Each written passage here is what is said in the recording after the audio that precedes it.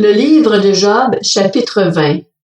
Tsophar de Naama prit la parole et dit: Mes pensées me forcent à répondre, je bouillonne d'impatience. J'ai entendu des reproches que je considère comme un affront.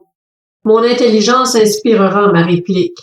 Ne sais-tu pas que depuis toujours, depuis que l'homme a été placé sur la terre, le triomphe des méchants a été de courte durée et la joie de l'impie momentanée? Même s'il s'élevait jusqu'au ciel et si sa tête touchait les nuages, il disparaîtra définitivement comme ses excréments, et ceux qui le voyaient diront: Où est-il? Il s'envolera comme un rêve et on ne le trouvera plus. Il disparaîtra comme une vision nocturne.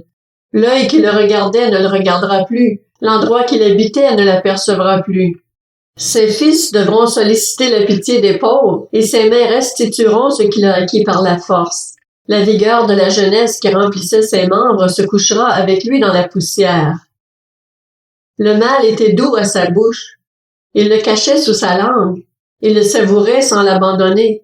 Il le retenait au milieu de son palais, mais sa nourriture se transformera dans ses intestins. Elle deviendra à l'intérieur de lui un venin de vipère. Il a englouti des richesses, il les vomira. Dieu les chassera de son ventre. Il a sucé du venin de vipère. La langue du cobra le tuera. Qu'il ne fixe plus les regards sur les ruisseaux, sur les rivières, sur les torrents de miel et de lait caillé.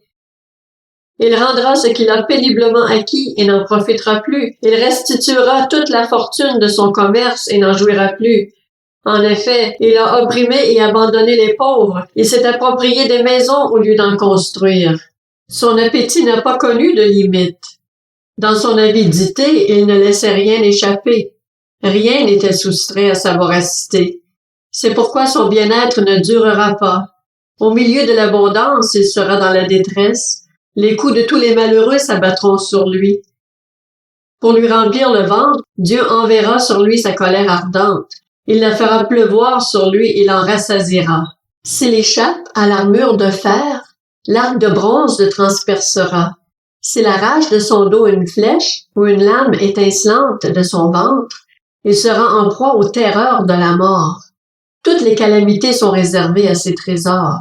Il sera brûlé par un feu que personne n'attise et qui dévorera ce qui restera dans sa tente.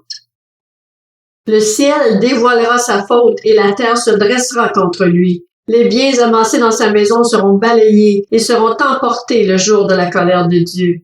Telle est la part que Dieu réserve aux méchants. Tel est l'héritage que Dieu lui destine.